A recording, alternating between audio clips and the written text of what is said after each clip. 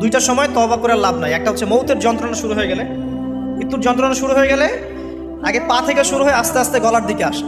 হাদিসে যেমনটা এসেছে, সূরা ওয়াকিয়ার মধ্যেও আছে যে পায়ের দিক থেকে যন্ত্রণা শুরু হয়ে আস্তে আস্তে আস্তে আস্তে এই গলার দিকে আসে, এবং আত্মাটা গলার এখানে যখন চলে আসে, এখান থেকে মালাকুল মউত আত্মাটাকে নিয়ে চলে যায়।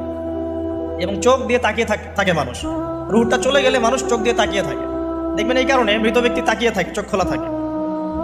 এবং তখন আসমান থেকে সিঁড়ি নামিয়ে দেওয়া হয়, ওই সিঁড়িতে করে আত্মা চলে যাচ্ছে, ও তাকিয়ে দেখে যে আত্মা চলে যাচ্ছে। এবং মানুষ মারা যাওয়ার পরে চোখ জীবিত থাকে অনেকক্ষণ। মেডিকেল সায়েন্স যারা পড়েছে তাদেরকে জিজ্ঞাসা করবে, মানুষ ডেড হয়ে গেলেও চোখ দেখবেন আরও কয়েক ঘন্টা, হয়তো আরও নির্দিষ্ট একটা সময় পর্যন্ত চোখটা কিন্তু জীবিত থাকে। এই জন্যে চোখ বন্ধ করে দিতে হয়। যাই হোক, যেটা বলছিলাম যে মৌতের যন্ত্রণা শুরু হয়ে গেলে তওবা করে লাভ নাই, তওবার দরজা বন্ধ।